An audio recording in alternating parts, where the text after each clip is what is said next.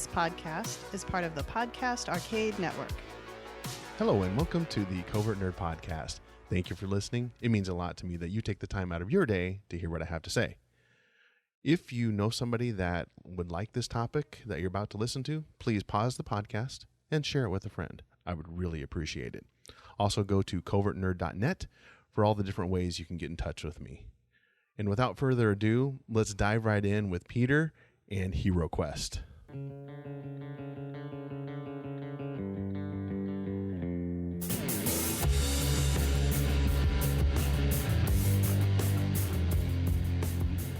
Because they learned how to count, because it started out, where do you want to go? What do you want your person to do? And then it got to the point where it was, okay, no, you have to count to move your die. You have to add your dice together to move. Yes, that's a big one. You have to do the math for your attack. Yeah. And Tony really started to get cranky when I was saying you have to be able to read the card for the magic item if you want to use it. Yeah. Oh. That you were not 5 when I was forcing you to read the cards. You were a little bit older. Yeah. Okay. But, yeah. So you introduced them, you said, at 3 and 5. Is that right? 4 and 5. 4 and 5. Okay. Yeah. What was the first impression? Were they really liking it, or was it just a little awkward, or what? Tell us a little bit about that. Well, do you guys remember your first impression? I don't remember it because I was so little. All I know is I've been playing for as long as I can remember. Okay. But I've always liked it. I've always really liked playing it. And it was something I could just do with my dad. Sure. Which was really nice. But I don't remember like the first time actually playing or anything. I think the first time I had some friends over and we were playing it and you guys saw it and you wanted to play. So I made up a character for her based on the elf with all healing spells, the Elven Sunshine Princess. Awesome. And she had just healing spells, so she didn't have to worry about picking other things to do. And she had a magic rod that she could either hit people with or shoot bolts out of. So it was like having a bow and a sword. And then Anthony got Sir Dennis. Oh, yeah. Also known as the Brick. That's where all that from. He was the barbarian, but he was a knight, and he had trained so that he could switch between his bow and his sword, because keeping track of what weapons they were equipped with was hard for them at that age. It is, yes. Yes. But they've had lots of fun. In fact, Shannon entered D&D culture around here for a little while because I had a friend over, and it's nice when you're used to role-playing games to be able to kind of turn your brain off and do something a little bit simpler. And he was playing, and they were in the group too. And he's hurt. So at one point he turns, he goes, "Oh, Elven Sunshine Princess, could you possibly heal me?" Yeah. My reaction was, "You have cookies. Give me cookies and I'll consider it." Wow, an elven princess that needs to be bribed, or yes. So hey, I'm not here for free. for a while at D&D games, when somebody's like, "Hey, I need to be healed," someone would go, "Do you have cookies?" Yeah. We'll work for cookies. Yes, we'll work for cookies. Yeah, you were asking if people have been playing it continuously. Yeah. I discovered it way back when it was released, end of high school, beginning of college.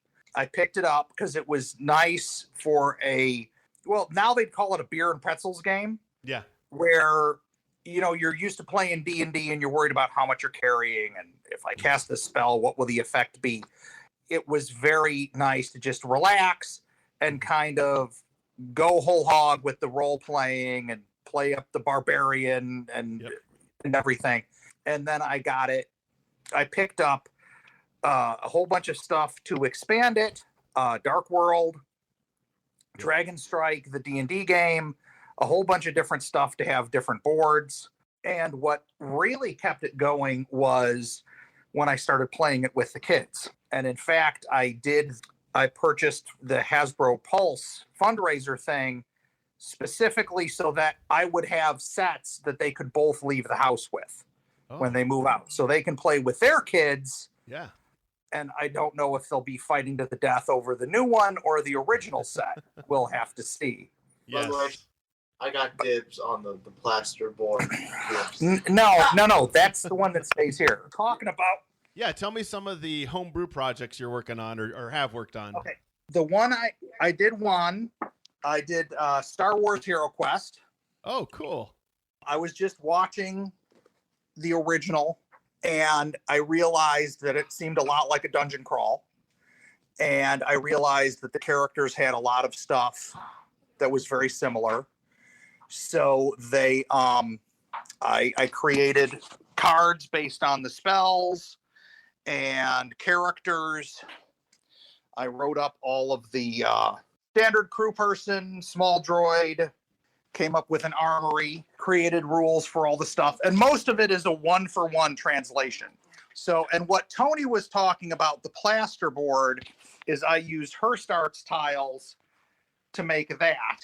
Oh, okay. Yeah, I think, is that all styrofoam or what's? That's dental plaster and it's framed. I made a whole bunch of new doorways and archways and everything because they had the Lichtmeyer dungeon where they were new, up-to-date sculpts by Boris, and he is just great. Yes, I've seen it. So I was like, okay, I got these new guys coming. They need a better dungeon. Yeah. And I built that, and I reprinted cards. Another thing I'm working on right now with Anthony is going undersea. Oh. So I have some new monsters I'm creating. We're working on different rules and stuff. And are you 3D printing those, or how are you doing those little figures? Those I purchased on Etsy from a great lady in Spain. Okay. It was kind of funny because she answered all these questions for me and we went over all this stuff and we talked about all this stuff. And then I realized she was in Spain and shipping was going to be a disaster. Oh. But I'm like, she already put all this time in talking to me.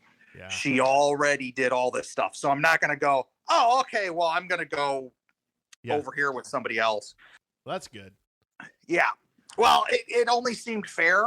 Right now, the thing I am working on probably the most, Orc Quest. Oh, okay. Cool. Where you play the orcs. Oh, so the orcs are the heroes. Is that right? The orcs are the heroes. Okay. And right now, Anthony is actually in the middle of raiding this village. So this is, and I just forgot the Towns and Taverns battle maps from Loke battle maps. Yep, I've heard of those. I've seen those. They're the flip books. They're great. Yep, but they're great. You're right. Tony ran into the rather uncomfortable proposition. He decided to raid. No. Let me put it this way. He goes, you open the door and you find a family and they're sleeping. And I'm what am I supposed to do? Let's be oh. So he decided instead that he let people run out, grabbed the father, and said, tell everybody we're here. So he ran through town screaming, and then everybody who's going to come fight, like the town guard and everything, came out. So he's like, I got the civilians out of the way. Yeah. And Dad, can we please go do a dungeon crawl? Yeah. Where let's go beat up on I know the necromancer's bad. We'll go beat up on him. Yeah. So that's what we're working on now. And same thing, I created characters. Mm-hmm. I created a new villains list. Oh, I'm pretty good at Photoshop. Oh, I can't create, wonderful art or anything, but I can say, okay, let's make it look like parchment and handwriting. So it is truly, it sounds like to me, Peter, it's definitely a family affair. It sounds like. Oh, yes. Your kids involved with the creation too, or? Yes. They do a lot of play testing. Right now, in fact, Anthony we're not only messing around with the rules for underwater, but we're working on different lightsaber styles. Yeah. Oh. Because it's on accident. Yes, we He accidentally Like me? killed my Wookiee No, no, Jedi no. Master's apprentice. No. Oh, We- yeah, because I was at work. So you guys created Yeah, we another kept apprentice. playing. I was at work. Yeah. Well, I'm sorry, Shannon. You were at work. You have a life now. Yeah. He also we're play testing the Hero Quest stuff Oh, Yeah. okay. to see how it works before, and we've already found a couple things to tweak. So it's a lot of fun. The only person who isn't into it is my wife, who just kind of looks on and smiles and Hey, something you guys can do together. That's half the battle. yeah. Tell me a little bit about the process that you go through on this. Are you keeping kind of these extra rules or the world building within the Hero Quest system, or how are you changing that? Everything is based on the Hero Quest system. Okay. About the only thing I changed was you can get more dice, but most of them don't have monster shields. They just have the 2 shields and 3 skulls. So for convenience, I said everybody's using the same defense. Okay.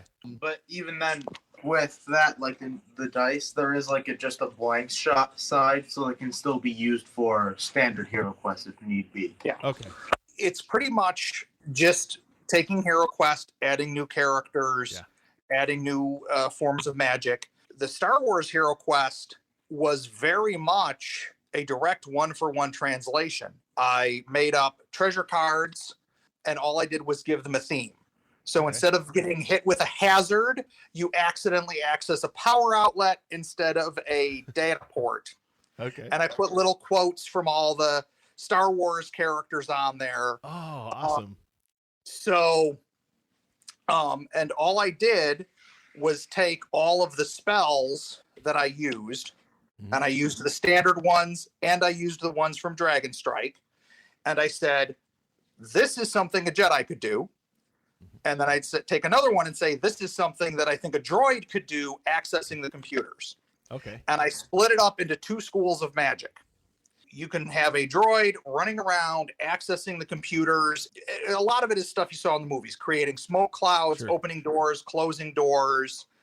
Increasing gravity, turning the lights off. Yeah, that's what, turn the lights off. Yeah. One of his favorites is increasing the gravity in a room. Of course, it has to be an artificial environment. Yeah. So you can't do it in a cave, but when you're in a space station, you can play tricks with stuff. So Yeah. Everything that's logical and that could happen in the Star Wars universe, we kind of have covered, which is really kind of fun because I mean, it's one thing to watch it, but it's one thing to actually take the characters and kind of go into it and be able to play around and mess with that world.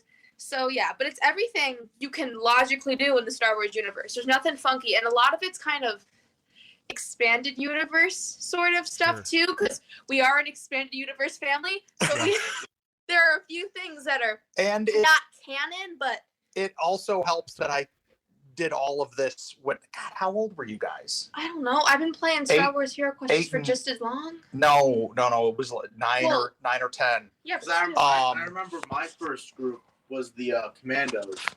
Boss, Fixer, and Scorch from the Republic Commandos game. Because we tweaked them and gave them different abilities. Like Scorch always started with 3 thermal detonators. Sev could take, he had an extended range. Boss could have someone move again. And Fixer got 3 droid powers that he could use. And we've even expanded on Star Wars Hero Quest further. Because this was the first one that Dad made. You can see it was mainly for more of the Empire one. Yes. And you can see it has stuff like, Stormtrooper, Heavy Stormtrooper, Dark Trooper. But then we've expanded on it and we've made more of the Clone Wars era because you can see we've changed it. Yeah. We had like the Stormtrooper, now we have a droid where we had Ben Kenobi, now we have Obi-Wan, and Yeah, they got a little tired of me winging it when they wanted to play in Clone Wars. Yeah. So I created the rules. What is it about Hero Quest that seems to be the world you like to play in? What's advantageous for that, you think? The main thing for me is that at its core, the system is very simple. Yes. You have the specialty dice, and you don't have to worry about which kind of dice you're throwing, possibilities. Your spells are very simple. Mhm. If you're going to get more powerful, because a lot of people have created things to advance your heroes, Yeah. you get more spells. You're not sitting there trying to calculate the volume of a room to see if your fireball. Yep. Oh, you cast fireball. Well, I told you the prisoners are in those cages over there. Yeah. So we got to calculate the volume of this dungeon to see how much. Yes. Typically, if it's a spell effect, like with lightning, it's a straight line, diagonal, or off to the side. But with fireball, it's just the entire room. And So- it's simple. It's simple, it's easy to modify, and the main thing for me was I could play it with the kids without it getting too crazy. Yep. And when you wind up having a life and a job and kids that suck up a lot of time, if I can get together to game with other grown-ups 2 or 3 times a year, that is an incredibly full year for me. Yep. You're exactly right. So having characters that you're keeping and you're keeping track of what they have and everything is really complicated. But I just have you sit down, you run an adventure on Hero Quest, and it's relaxing. Yes. I don't want to have to do calculus to figure out Exactly how much weight I can carry. Now, I'll do it, and I like it when I have the time, but... And like another thing that you kind of covered, but it's like Star Wars Hero Quest, there's been times that we have put it down and then you can pick it right back up again. Yeah. There's no having to get together every week to keep the adventure running or whatever. Like I have spells that have been sitting with my character for years. Which Dad tells me to put them back in the treasure deck, but whatever. That's a lie. It helps when there's actual treasure in the treasure deck. Yes. And it's not sitting in a folder So we don't somewhere. just get sidetracked. But like you can put it down, you can pick it back up again. It's unlike I tried to run a D&D game with my friends and trying to get everybody together was a pain in the butt. If somebody missed a part of the adventure, you had to catch them up and it was chaos. But with this, you can literally just put it down, play it, and then pick it up again and go back down.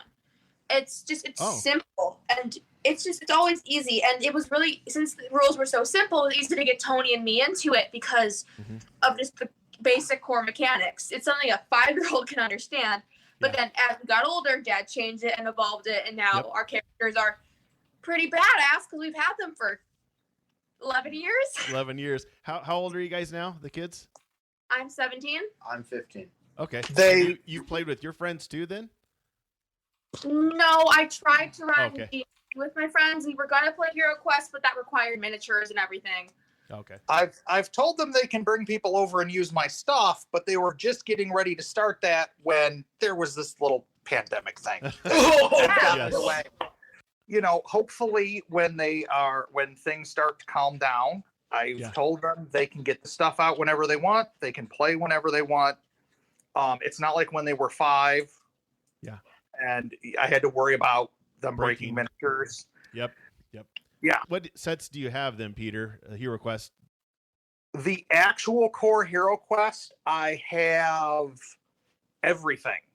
Because I had this very brief window when I had money and not as many responsibilities. Yes. And the stuff wasn't that expensive. So you have the base set, and then what else do you have? I have the base set, American base set, the European base set, one other partial base set I got for the board. I have the 2 core American released expansions. Okay. I have Against the Ogre Horde, which was kind of pricey to get from England. Oh, wow, yeah. And the Wizards of Mordekar. Yes. I have that one. Oh, wait, no, I did have to create and print the Barbarian Quest, which is the Frozen Horror. Yes. Which actually, I'm running for him. Anthony started running that for me a couple of years ago. Yeah. Cool. So I sat down and printed everything out because a lot of the stuff is available. And when it's been out of print for, 25 years, I'm like, I feel okay about it. Yeah. No, I don't blame you. I have lots of printed out ones too. Yeah. Just because. Yeah. You have to. What do you think about some of the expansions, Peter? The Against the Org Horg or Morkar or some of the others. What do you think about those?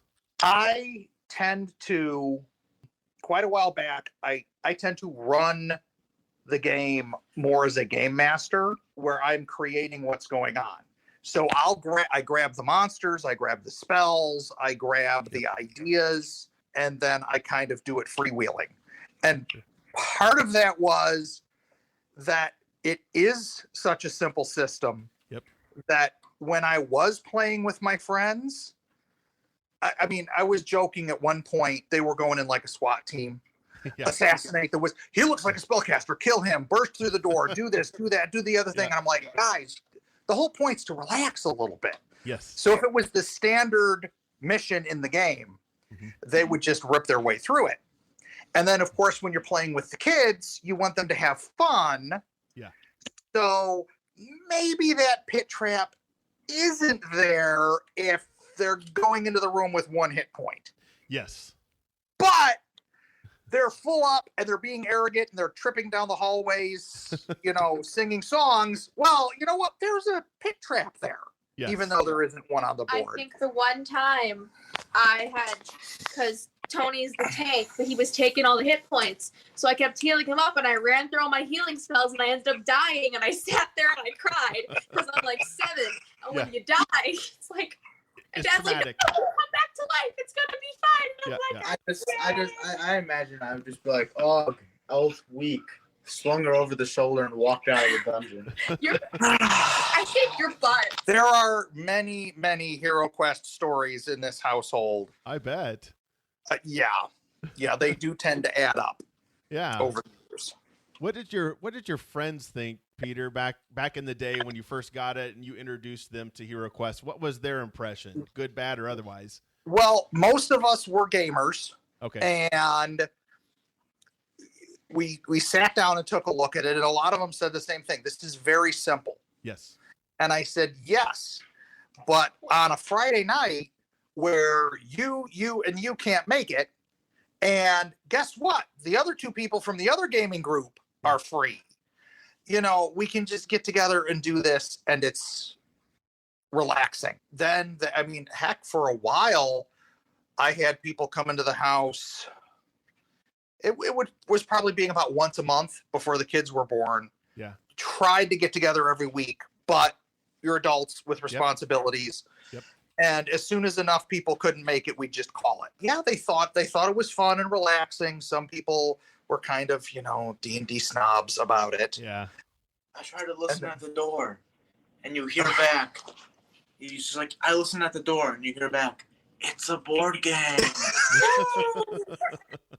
Yeah, that's what I examine the outside of the trap. Okay, or outside of the chest. You roll this dice. Yeah. And then that tells you if you find something. That's it. There's no. Yeah. So they're trying to make it more complicated than it needed to be. Yeah, I think I've made it a little more complicated. No, I mean were other players that first started playing trying to make it more difficult than it needed to be. Well, yeah, I think that was more because they went from a very like D&D, which was very heavily looked to something, to then a board game. I don't think that players necessarily go into Hero Quest and try to make it more complicated. I do. Well, okay, yeah. You can level up. I added whole classes of spells and yeah, I know, but that's because we've been playing for so long, and it's not like you're throwing that stuff at us when we were 5. Well, yeah, that's true. No. I made up this. Oh wow! Look at that. I made up a new screen. The thing is, I found there's so much stuff that people have done online. This is not mine. Somebody else created this list for the Armory and the Alchemist, and it's just everything from all the expansions in one place. They created a massive combined monster list for everybody. So basically, this has like, and I was actually going to double check his name before if I wound up showing that off, because that's not my work. Well, I took it, I put it on the parchment, and I printed it out, put it in my Game Master screen. Somebody else compiled that. Yeah. Added some new rules. That's the thing. The homebrew community out there for Hero Quest is just massive and very creative. like you said. Yes. And a lot of times you can expand what you're doing just by going to some of the sites like the Yield Insight. Yes. And poking around, because most people are like, I made this, here it is, take a look at it. I found one guy, he actually wound up creating something different, slightly different, and putting it on Drive-Thru RPG called Broadsword. But he had done all of this work for years. And new class. So you have a whole list of water spells, and you have a whole list of fire spells and everything. And I was grabbing that right and left. Yeah. And printed it all out. There's no sense in reinventing the wheel. I mean, if someone's done the work and you can maybe expound on it or add to it or make it different or make it unique for your gaming. Yes. And that's one reason on Facebook I created Hero Quest Multiverse. Because it seems like every time I said, yeah, I did Star Wars Hero Quest. And a lot of times, I mean, especially with the pandemic, we had a running game for about 4 months. Yeah. So we will, I'll snap a picture and show it, and people are like, wow, that's awesome. Yeah. And I mentioned I was going to work on Stargate. Oh. And somebody was like, that would be so cool. And I said, you know what? And somebody else had said, yeah, I did a Star Wars thing too. And so I said, you know what? I'll try to make a place where everybody can show up and say, hey, this is what I did. Yeah. And so far somebody said they did one that was like the classic monster movies. Like the Mummy and the Werewolf and stuff like that. The Mummy and the Werewolf. And it's kind of inverted a little bit because there's like one monster who's really tough and your heroes are trying to mainly not get killed by him. Yeah. Or you could do a League of Extraordinary Gentlemen type game. And somebody else said they had done their own Star Wars. So I was comparing it to see the track they took. Yeah. That's a really good idea. That's got you could go in all different directions. X-Men, DC Universe. Yeah. I mean, you could do. Well, for DC, we usually just play HeroClix. Well, that's true. There is a game. I believe it was created by many of the same people called HeroScape, which is an open field, very similar combat system. Yeah. Marvel came out with a set, and there were supposed to be a whole bunch of boosters for it, but then the deal fell through.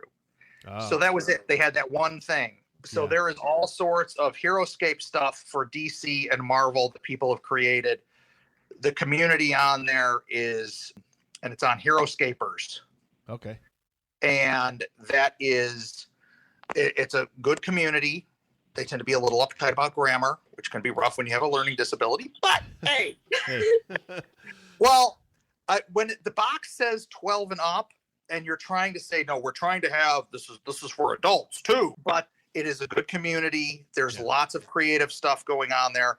So if I was going to do superheroes, I'd probably go there. Oh, okay. And do Hero Quest, or I'm sorry, HeroScape. Yeah. HeroScape. Okay. Then for your kids, was Hero Quest kind of the gateway into the gaming world for them? We don't call it a gateway drug, but yes. I mean, we're hooked. And it was after we did that for a while, we started going to Gen Con. Oh, okay. Yeah. So last year was the first year we haven't been to Gen Con in 11 because there wasn't one. Yep. That's been our big end of summer trip. Sure. Every year. Years we even get to miss school to go. Hey. Well, yeah. Hey. And now we do the Palladium open house when we get a chance. Hero Quest has really been integral, Peter, it sounds like, for you and the kids and gaming in general. But Hero Quest is what started it all, it sounds like, with the kids. Yeah, and I've talked to gamer dads normally and some gamer moms who have been like, the kid doesn't want to pick up the phone. They don't want to play the game. Yeah. They don't want to try. And I said, well, what are you starting out with? I said, well, they're like, well, I started out with 5th edition D&D. Just a thought. Go on eBay, pick this up. Yeah. It'll cost you some money, but give it a shot. Yeah. Because It doesn't take as much concentration. You aren't, Yep. if you, oh, sure, you can join our gaming group. And then they're sitting there for an hour and a half while other people do stuff. It can be hard for a kid. Yep. Hero Quest is a lot more, It's a lot more fast paced. it's a lot more fast paced. Yes. It's a lot more direct. Yep. You do something every time. But the simplicity is huge. That's just what I've heard over and over and over again from people. Even And when it's also very tactile. it's very tactile. Yes. You're always using the miniatures and the dice and everything, which sometimes you have for D&D. It's a lot more specific. You were And like you said, how like when you're starting the kids, I know for me, growing up as a kid with ADHD and a horribly short attention span, it was really good for me because Tony went, I went, Dad went. I always got to play. I like when I started trying to play D&D with people, it was hard because I'm sitting there for 30 minutes. I don't even get to say anything, and I get bored. But I get to sit there, I get to roll the dice, get to move my character. It's very interactive, and for a kid who needs to fidget, it's really good. And I know I have a few, like my youth group leader at church, he's trying to get his son into gaming. And I'm like, hey, there's this thing called Hero Quest. It's really simple. It's fun. You should use that. But it's like, it's good because like that's, it's tactile. It's good. And there's plenty of other kids I've known, like Dad's gamer friends, their kids who if they come and they play Hero Quest with us and they have loved it because it's just it's easy. It is. Which is the main part of it. And it's actually kind of incredible how a game so basically simple and at its core is easy can be so expansive and can do so many things. That's exactly it. Yeah, you're right, because the basic concept of it is so simple that, like you said, kids can pick it up. It's fast paced. And then when you, I don't know if you were this way, Peter, but when you saw the map at the end of the quest book, you're like, oh, wow, I can have so much fun with this and make your own quests. And it sounds like your kids have really globbed onto that and ran with it too. Oh, yeah. So, and not to mention, I'll tell you, when I saw Dark World and I flipped it over and I saw the back and I said, I can use another map. It wasn't even, oh, there's another game like this. It was, I can use another map. And then I saw Dragon Strike. That was my first thing. How can I use this for Hero Quest? So, oh yeah, those Dragon Strike, you could tell, was very much a copy of Hero Quest. Oh yes, yes. You know the gaming world pretty well, Peter. Is there anything out there now that's kind of a modern version of Hero Quest, you think, in your opinion? I would say has the simplicity and the rules and stuff. If we had to pick anything, I would say it'd be Broadsword, because the man who did Broadsword did amazing work. He like reduxed everything. He made it so that way, you could run out of, ammunition. You could purchase magical ammunition. It is very much an homage to Hero Quest. He was probably a Hero Quest kid, I would guess. Yes, he wanted to expand it, and he finally said, you know what, I think I'm getting just different enough. I can make it available to people on drive-through RPG. It's very good, advancing rules. He did one of the first things that I did, which is I said, okay, what about this guy does he get from being a dwarf, and what does he get from being kind of a fighter thief? Okay. And I tried to split things up so that you could be, if you wanted to be an elven wizard, you could. And if you wanted to be a dwarven fighter, and no, I don't want to be doing the search for trap stuff, but I really want to play a dwarf. Okay. Because I think how we want to run it, if you want to be a dwarf, how it is humans, because how we do it is we do 6 plus D6. So if you're an elf, you lose a body point, but you get 8 plus a D6 for your movement.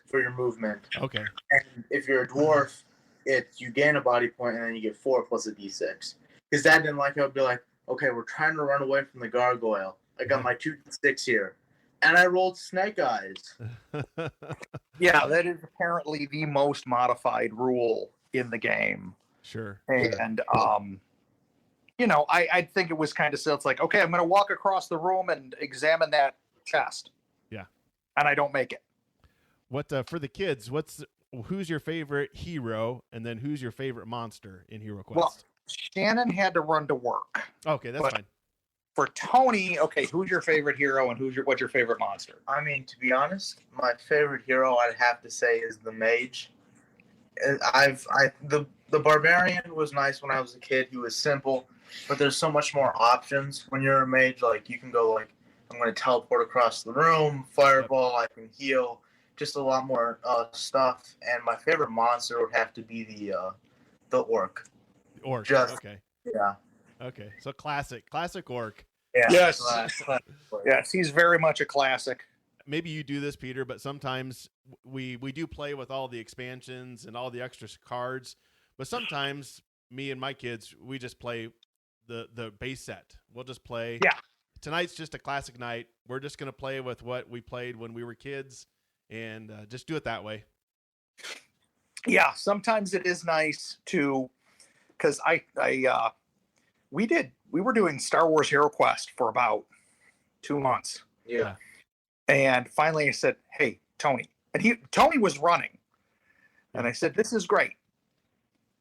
Let's put it away. Let's just break out the basic stuff. Yep. We did a little Hero Quest, straight Hero Quest for a while. And then I'm like, so anyway, I'm working on these orc heroes. Yeah. Yeah. But that's what's so fun about the universe, the Hero Quest universe, is you can set the Star Wars down, like you said, play the classics, and then come back to it. It's what makes it great. What was some of your first, Peter? What was some of your first homebrew or some of your first house rules that you made when you were young, when you first got it? The first rule I did that I changed was I said, okay, it is 6 movement plus a d6. Okay. That was the first thing I ever changed, because it just got silly sometimes. The next one I did is I said, if there's no monsters on the board, you can tell me where you're going. Yep. We are going to all go stack up on that board. Yep. Because the first time I spent almost 15 minutes where everybody was rolling their dice and everybody was moving, but the group wants to stay together. So they were all moving at the pace of the slowest person. And I said, no. Yep. Now, I will tell you if you're just going to walk down there, let me know. If you're going to do the whole search all the way down, great. One of the other rules I did is I finally started to think it was a little ridiculous that somebody looks down the edge of that long corridor all the way out down the edge of the board and they go, oh yes, there's a spike trap down there. Yeah. So I said, you can search the distance of your mind and the dwarf is double his mind. No. Oh. You said double the mind, but the dwarf is triple. Okay. Sorry. Okay. The dwarf has 3. So that way you're not checking out an entire corridor all at one time. I'm like, if you can't throw open a door and search the room, you can only search the first square inside the room for traps. Okay. But I can see all the way down the corridor and that seemed a little bit silly to me. So I did that.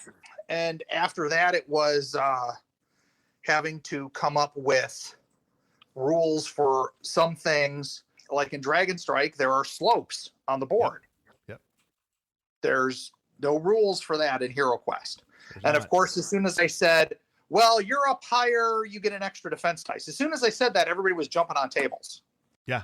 And I'm like, I'm not sure you can jump on tables. But, okay, you can jump on tables. You can jump on So there is a lot that you have to come up with and kind of just decide whether or not it's going to work on the fly. What about homebrew items, like cards or figures? What was some of your early homebrew projects? Probably the earliest thing I ever did, and it wasn't so much a homebrew. I got the box here. Oh, wow. Let me see if I can find it. Well, okay, one of the first things I did is I jotted down Hero Quest stats, and some people are going to be, upset, but I jotted down Hero Quest stats for the monsters in the Dragon Strike game. Yeah. And this was Card Master, which was D&D based. Okay. And I just made little notes for what it would have in Hero Quest. Yeah. And I created what I call the nice treasure deck. Because on one hand, you can find something like the Wand of Lightning. Yep. But you can, Boots of Levitation, a watch. No, I won't find anything bad. heavy throwing axe. Tony, have you been taking monsters out? Oh, you can find NPCs. Yeah. Oh, yeah. You can find some more odd items. Yeah. Uh-huh. Or you can find much tougher monsters like a bugbear. Much tougher monsters. Oh, yeah. The bugbears. Yeah. I did add for a while, I made up some of my own cards. I don't know if I'll find one, but when I was saying I had the group that was taking everything super seriously, Uh-huh. so okay, it's a healing potion. Can I divide it up into smaller doses for when I just need one? I had added a rule where I added a thief class, Yeah. and he could look at the first two cards and take the one he liked the best. Oh. Which in a deck that's 50-50 Yeah. wound up being immensely powerful. He was the only person who ever searched, because I also said people are getting stuff too quickly. Only one person can search at a time, or only one person can search each room. So I added things like spiked pit traps, Yes. where you can't search for treasure because you have to get out of there with the spikes and the damage and everything. Because one time I did have somebody who fell in a pit trap and he's like, "Oh, I can search here." I'm like, "Yeah," and he found a pit trap.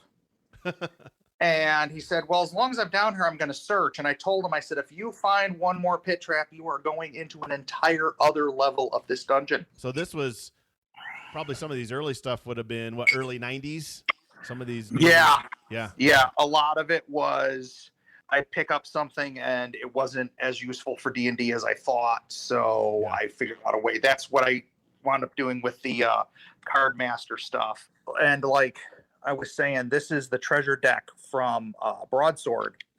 A lot of it is going to be very familiar sounding. I've told people who are like, I missed out on the Hasbro Pulse thing. Uh-huh. I can't possibly afford a set.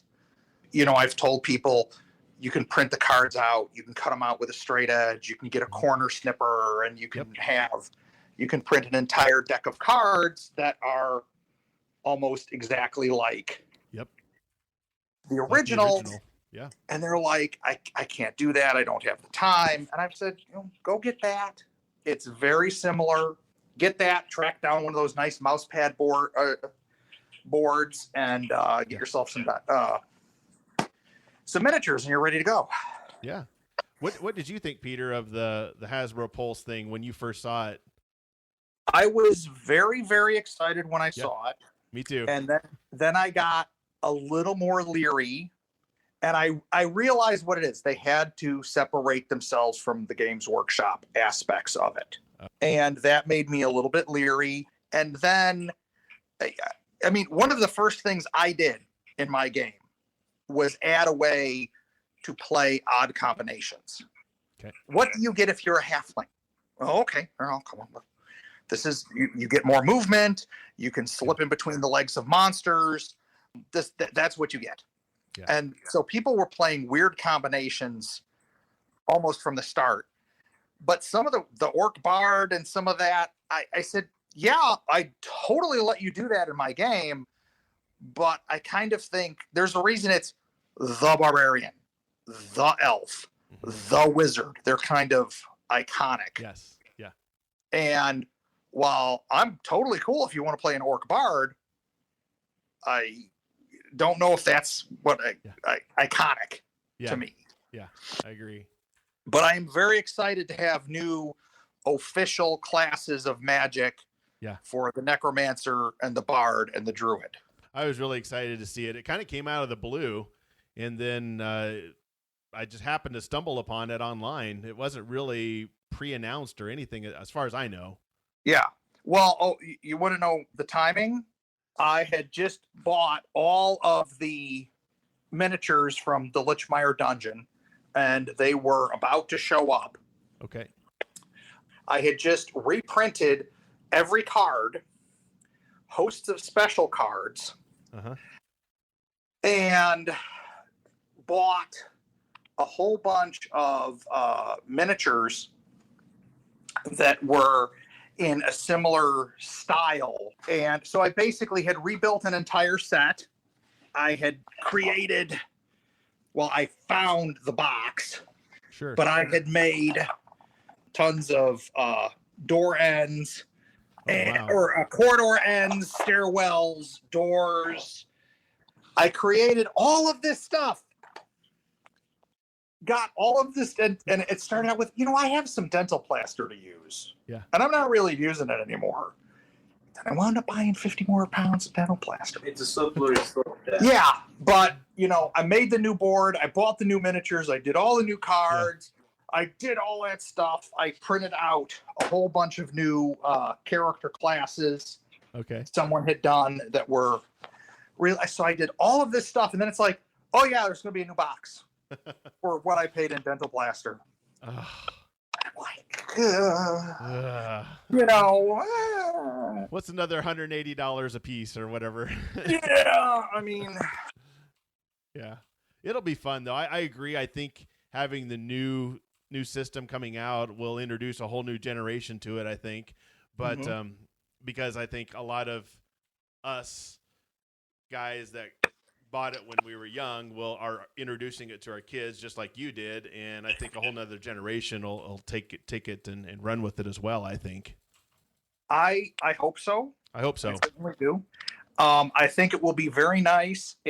I do hope it goes into general release. Me too, because when I saw that, because I have brought all of this stuff to a convention, I was big into Robotech Tactics. Okay. I brought that to the small local convention every year.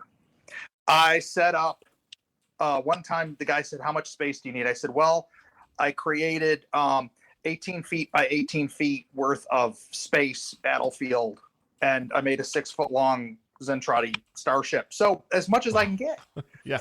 And I mean, I was big into this, and I was lucky if I could get 1 or 2 people to play test. Really?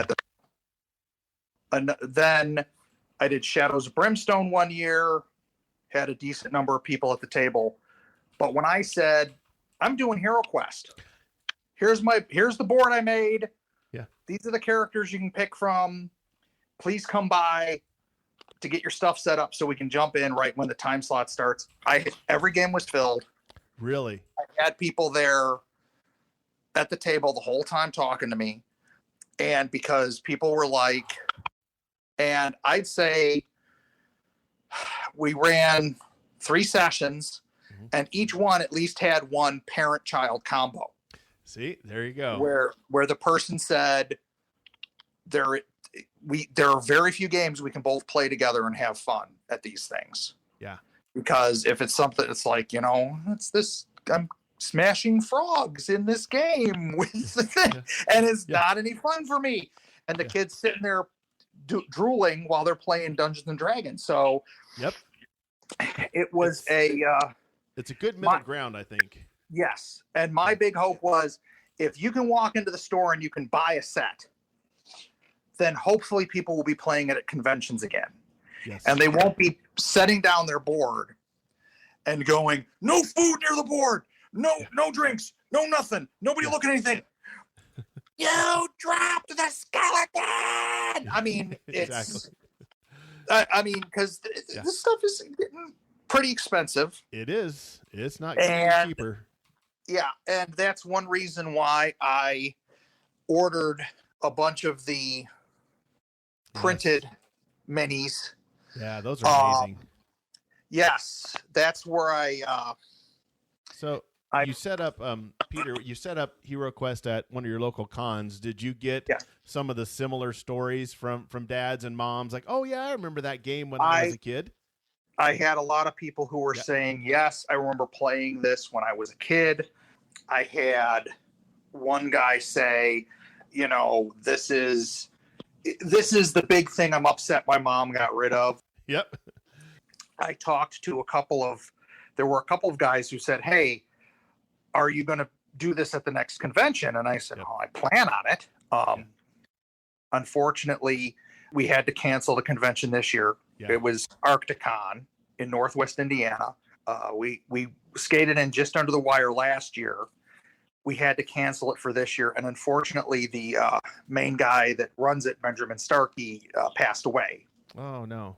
and it was a big blow. So he had a team that helped him do it. So I don't know if it's Sure. going to go on in the future or not. But I had people saying, "Are you going to do this at the next convention?" And I said, "Well, people seem to be having a lot of fun, and so am I." Yeah. So yeah. And they said, "Good. Next year I'm bringing my nephew, or next year I'm bringing my kids." Yep. Because this is dad time. Yeah. But they'll Exactly. play this. Yeah. And I said, "Okay, I only got 6 slots per game." Yeah. So, Yeah. It's limited, but I agree. Like you said, in about 10 minutes, anybody can learn how to play this, in my opinion. It's not difficult. You don't have to. I agree that playing D&D, waiting, like you were talking about, your daughter was saying, yeah, I have to wait an hour to kind of get started, and it's just too much. This 5-10 minutes, you're up and running. yes. And especially if you're someone who has played a lot of games like this. I mean, because if the person has never done anything like this, then it's going to be an issue. But they sit down and they go, "Okay, body. Yeah. And attack. Oh, Yeah. these are the dice I use. I throw this many dice when I attack, and I throw this many dice when I defend, and I can get hit this many times. Boom." Yeah. Oh, that's how far I move. I've had people who have never seen the system before, but have played other stuff. Yeah. And they sit down in, I'd say, 2 minutes. Yep. They're ready to play a fighter. Oh yeah. So it's the simplicity, like you said, is amazing, and that's what I think makes it easy to show new people, but you have the ability to expand it, like you said. So if you want to keep it simple, you can keep it simple. If you want to expand on it, add your own rules, add your own characters, you can do that. And it's very easy to do. It is very easy to do. And fun. And it is a lot of fun. Yeah. And one of the things that I constantly joke with my dice. I joke with my wife when she looks at the piles of dice and the piles of, like, I just took over a shelf. I'm waiting on Tenfold Dungeon. Oh, okay. Unfortunately, the ship got caught in a storm when the Kickstarter was coming in, and the last I heard is they're examining the contents to make sure it's okay before it gets shipped out. Okay. But I picked up a whole bunch of 3D terrain. Oh, wow. I picked up Easy Dungeon. I picked up Dungeons and Lasers. I'm starting to take over the shelf. the shelf, the cabinets in the real world, as my wife likes to call it sometimes. But yeah, it's but I've joked with her. I said, I used to play D&D every weekend, and that was it, and it was cool. I got my in, but then we couldn't get together all the time, so I started doing miniature gaming. Yeah, and it's your fault, and also it's got the one other advantage of when you can't actually game, you can paint. Yeah, or exactly. You can work on character cards, or there's so many different dice. There's character cards. There's storylines, and there's a bunch of stuff you can do when you're not actually gaming that is still involved and still fun. Mm-hmm. Yeah, I agree. Well, hey, I appreciate it, Peter. I better let you go, but I love the interaction with you and your kids. That's just great. That's what I think this game has brought families together, because I've talked to you and some other Hero Quest gamers, and it's the same theme. Yeah, I introduced it to my kids. They love it. I introduced it to my friends. They love it. So. Yeah, and in fact, I'm printing up another set of cards for a buddy. He's trying to get his son into gaming, but his son is on the spectrum. Okay. And it's hard for him, and he doesn't have a lot of extra money. Sure. And I'm like, well, there's a reason I bought a printer that will print on a piece of paper 13 inches wide. Nice. And I'm like, I got the lamination sheets, I got the card stock, I got the straight edge cutter. I said it's a couple afternoons of farting around printing stuff up. Yeah. And he's got miniatures and whatnot. Sure. So that's good. Yeah. Yeah, help the guy out and give him something to do with his son, and who Yeah. knows? You know, Hopefully it'll click. It clicked for my kids.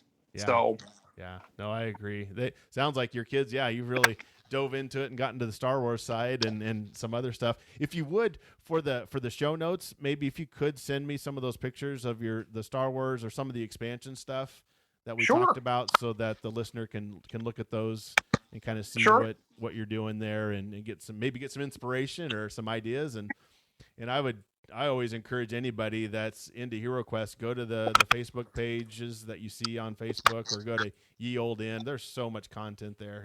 It's amazing.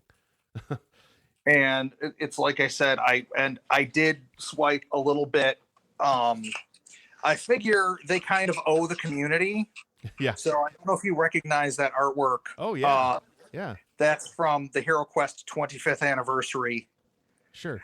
I have zero guilt about that. Yeah, those guys. I'm taking that. I'm printing it. It looks cool. Yeah, it's good to go. Maybe we'll have to do it again sometime and see what, especially with the new system coming out. I'd be curious to get some feedback from some diehard old school gamers, Hero Quest gamers. Yeah, and I'll tell you though, if you saw the card game, yes, I am just saying I had better not have a sticker sheet and a bunch of blank dice. Yes, I ordered it, but I haven't gotten it yet. Did you order it or not? No, I did not. I did not Okay. hear about it until it was already like, well, maybe sometimes you can find it on Amazon UK. And I'm like, okay. And then I started hearing about it, and I'm like, I don't know if I want to go there. When I get it, I'll let you know. But yeah, I'm not holding my breath. I think I may have gotten bamboozled. I don't know. We'll see. I figure I'm already going to be paying aftermarket prices at this point.